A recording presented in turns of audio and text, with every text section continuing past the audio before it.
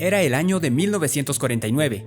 Ya habían pasado 14 años desde la finalización de la Guerra del Chaco. Los pensamientos nacionalistas cobraban fuerza e intentaban responder a aquella pregunta que aún flotaba en el aire luego de la guerra con el Paraguay. ¿Cuál era el rumbo que debía seguir el país? Enrique Herzog era el presidente, pero muy pronto dejaría de serlo y el cargo lo asumiría su vicepresidente, Mamerto Urriolagoitia.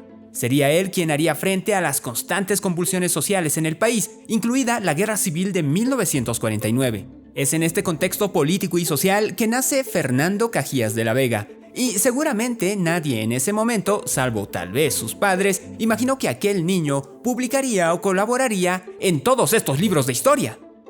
Pero volvamos a las fuentes primarias.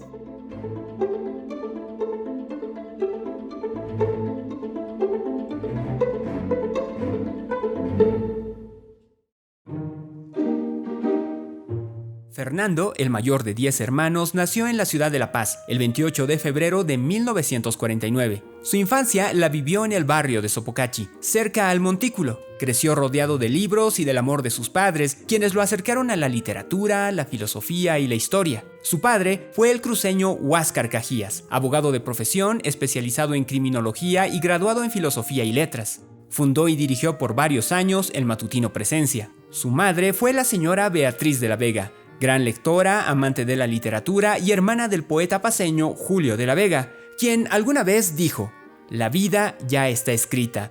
Y quizá a la luz de esta frase y de la raíz familiar de la que provenía Fernando, la vida de este estaría asignada por las letras. Es más, ya a los 10 años estaba publicando su pequeño periódico Bombonín. Mi primera actividad fue hacer un pequeño periódico que se llamaba Bombonín, ¿no? Con noticias del ambiente que vivíamos en ese momento. Y luego, desgraciadamente, se perdieron esos ejemplares, porque me regalaron una pequeña imprentita y ya de la adolescencia, por supuesto, ya fue mucho más amplio las lecturas que me daba mi madre de literatura, de historia.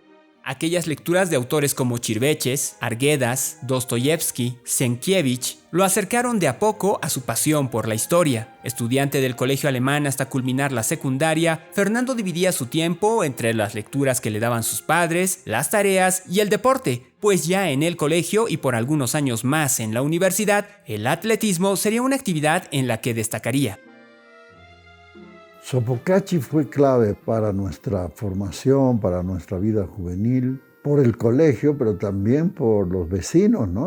Mi tío Julio de la Vega, Solón Romero, la familia Machicao, que hasta ahora sigue haciendo las flaviadas, Alfredo La Placa, Arnal, bueno, en fin, gente que se los topaba, ¿no? En las calles de Sopocachi. Ojeta era un refugio también de travesuras, ¿no? De escapar y trepar por esos lugares, esas cuevas, ¿no? Para 1967, año en el que Fernando dejó atrás el colegio, Bolivia ya había dejado atrás los gobiernos civiles a la cabeza del MNR para pasar a una seguidilla de gobiernos militares. Desde mediados de la década del 60 y principios del 70, en el país se estaban produciendo cambios en lo cultural y en lo político. La guerrilla del Che estaba próxima a iniciarse, la muerte de Barrientos, el ascenso y caída de Torres, el septenio bancerista, y lo que iba aconteciendo en el mundo como el Mayo francés del 68, movimiento estudiantil que salió a las calles en protesta a la sociedad de consumo, el imperialismo y el autoritarismo, o las expresiones musicales emergentes y los movimientos contraculturales como el hipismo, influenciarían a los jóvenes que, como Fernando, entraban a la universidad en una coyuntura social y política bastante conflictiva. Y claro, hubo, yo creo, dos tendencias, ¿no? Una tendencia hacia la línea del Che, y entonces era el patria o muerte, ¿no? Y la otra tendencia fue un poco la de John Lennon y paz y amor, ¿no? Yo era uno de los conservadores al principio de mi vida universitaria, ¿no? No me metí, más bien era alguien que me dedicaba a estudiar mucho y muy individualista. Incluso yo soñaba con ser griego, ¿no? Hasta que mi padre me dijo, si hubieras vivido en Grecia hubieras sido esclavo, ¿no? No como sueñas discípulo de Aristóteles, ¿no?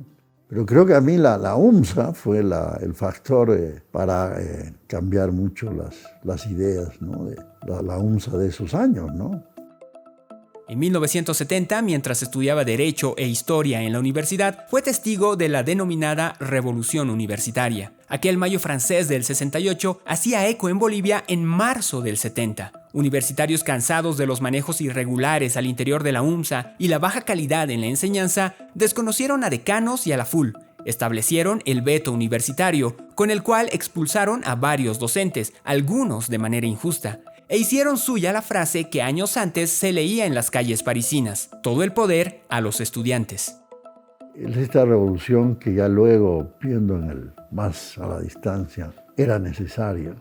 La FUL estaba manejada por la Falange, pero una Falange ya totalmente deteriorada, ¿no? Era otra cosa, ¿no? Pero obviamente era algo que no se podía uno escapar de esa realidad, ¿no? Fue con muchas cosas positivas, pero a mí, dentro de lo que yo he vivido, significaba un cambio, porque muchos de estos profesores de los que le hablé fueron vetados. Con el caso de los Mesa, los acusaban de hispanistas, cuando en realidad ellos habían defendido el barroco mestizo. Entonces, de una asamblea en mi facultad, si los íbamos a defender o no, de este veto que venía más bien de afuera, el voto fue defenderlos. ¿Y a quién nombran delegado para ir al comité revolucionario? A mí, ¿no?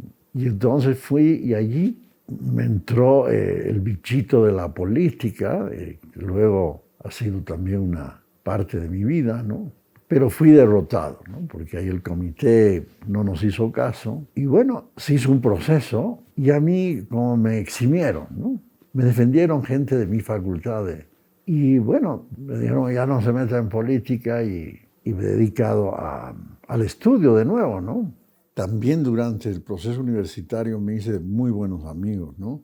Pero el más importante hasta el día de hoy es René Arce, mi compañero de historia, con el que vivimos pues todos estos avatares políticos, pero por otro lado, grandes compañeros de la investigación histórica.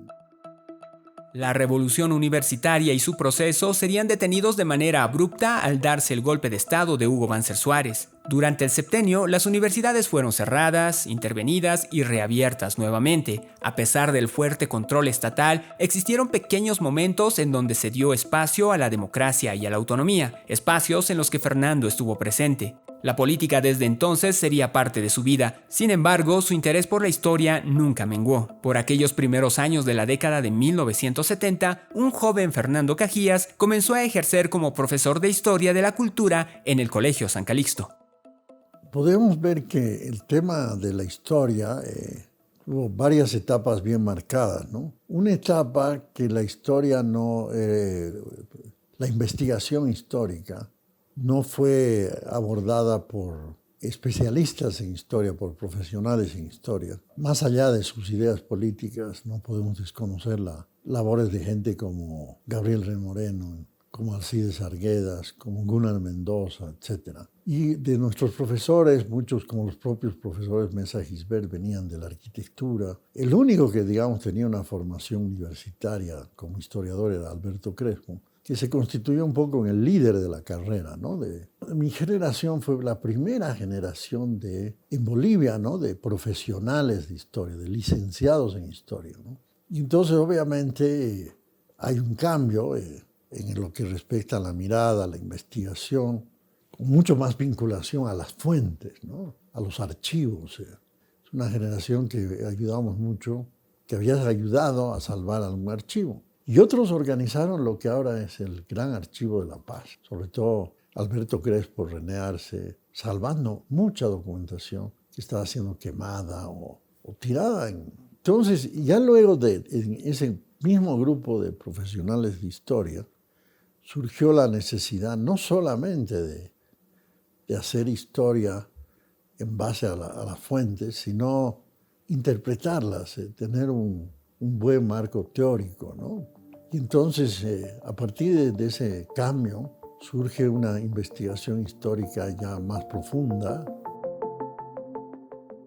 En 1973 viaja a Chile para investigar sobre el tema que se convertiría no solo en su tesis, sino también en su primer libro publicado, La provincia de Atacama, 1825-1842.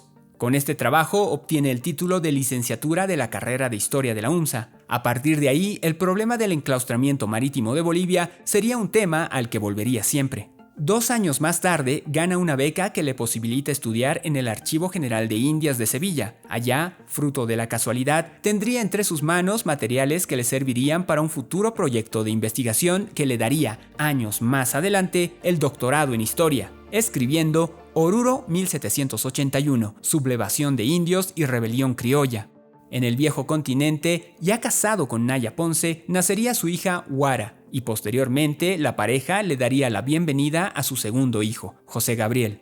De regreso en Bolivia, comenzaría su labor como docente en la UNSA, con las materias de cultura boliviana e historia. A la par de la enseñanza, su actividad en el mundo de la política a nivel universitario se incrementó, llegando a formar, desde 1977, parte del ala cultural del MIR por invitación de Antonio Araníbar. Por aquellos años, Cajías fue elegido secretario general de la universidad. Esta nueva ocupación le resta tiempo a sus labores como investigador en historia, pero a su vez le da la oportunidad de apoyar desde la gestión varias iniciativas culturales. En 1980 se recordaban los 150 años de la fundación de la UNSA y los 50 años de la autonomía universitaria. Lydia Gayler ya era presidenta del país y su gobierno apoyó económicamente a la universidad. Parte de aquel dinero se destinó a la cultura. Dentro de esa lógica y acorde a los procesos de identidad cultural que estaban emergiendo en el país, 2 hechos importantes a destacar fueron el apoyo a la creación de la Orquesta de Instrumentos Nativos y la participación de la UNSA en la entrada del Gran Poder, con la danza de la llamerada. En este primer momento fundacional de la llamerada San Andrés, Fernando no participó bailando. La música, los ensayos y la presentación en entradas folclóricas vendrían más adelante. Prácticamente un mes después de la entrada del Gran Poder, en julio de 1980, se llevaría a cabo el golpe de Estado de García Meza. Fernando Cajías, al haber participado años atrás en las marchas que exigieron la autonomía universitaria y el regreso a la democracia, no tuvo más remedio que salir al exilio a Panamá para evitar ser apresado. A inicios de 1982 retorna a Bolivia y recupera su cargo como secretario general de la UNSA. Eran ya los años del gobierno de la UDP y es invitado a dirigir el Instituto Boliviano de Cultura. Durante esta época tuvo la oportunidad de conocer de cerca el arte boliviano en todas sus expresiones, redescubre con nuevos ojos el folclore boliviano y explora en profundidad manifestaciones como el Carnaval de Oruro y la Fiesta del Gran Poder. No solo fue el director del Instituto Boliviano de Cultura, fue también un historiador que estaba aprendiendo sobre las dinámicas de la fiesta en Bolivia y sobre la gestión cultural. Tras la caída de la UDP a mediados de la década del 80 y la subida al poder del MNR, Fernando Cajías es elegido diputado por La Paz. En el interín de estos años, se casa en segundas nupcias con Angelina Urioste, con quien tiene a sus hijos Andrés y Ana Catalina. En 1986 se refunda la llamerada San Andrés y desde aquel momento, esta participa en varias festividades folclóricas. Pero lo más importante fue que del seno de la llamerada surge la idea de hacer primero un ballet universitario y luego Luis Memperdegui en extensión universitaria, bueno, siempre conmigo apoyándolo, nació la entrada universitaria en 1988.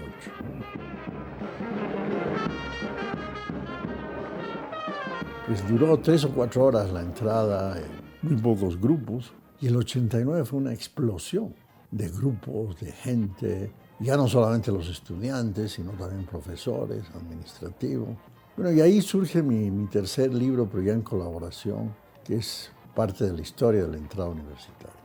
Como diputado a la vez me vi involucrado en esta actividad que desde entonces se volvió como una especie de proyecto de vida, ¿no? Importante mi actividad, prácticamente todos los sábados ensayando y en estas fiestas participando. Orgulloso me siento de tantos años bailar en nuestra fraternidad.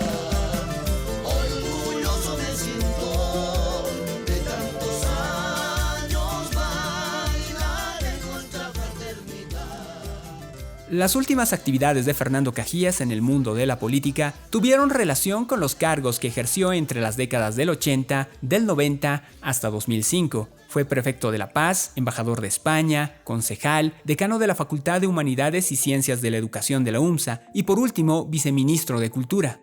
De sus años como embajador, hay que resaltar las actividades que llevó a cabo relacionadas con la difusión del folclore boliviano y también el trabajo diplomático realizado en el marco de la Exposición Universal de Sevilla de 1992, donde Bolivia participó exponiendo parte de su cultura milenaria y reivindicando el uso de la hoja de coca como planta medicinal. Para esto último se acuñó la frase "coca no es cocaína".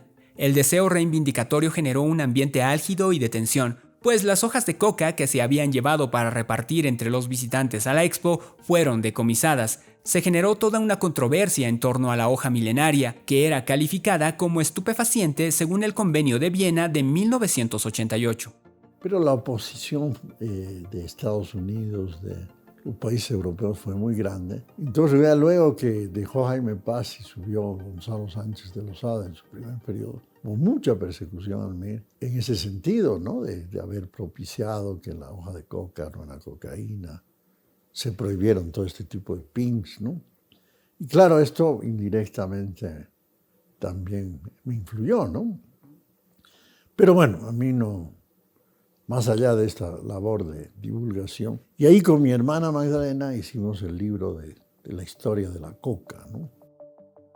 Mientras se iba alejando de a poco del mundo de la política, desde 1994 se convirtió en docente de la Universidad Católica Boliviana, impartiendo las mismas materias que en la UMSA.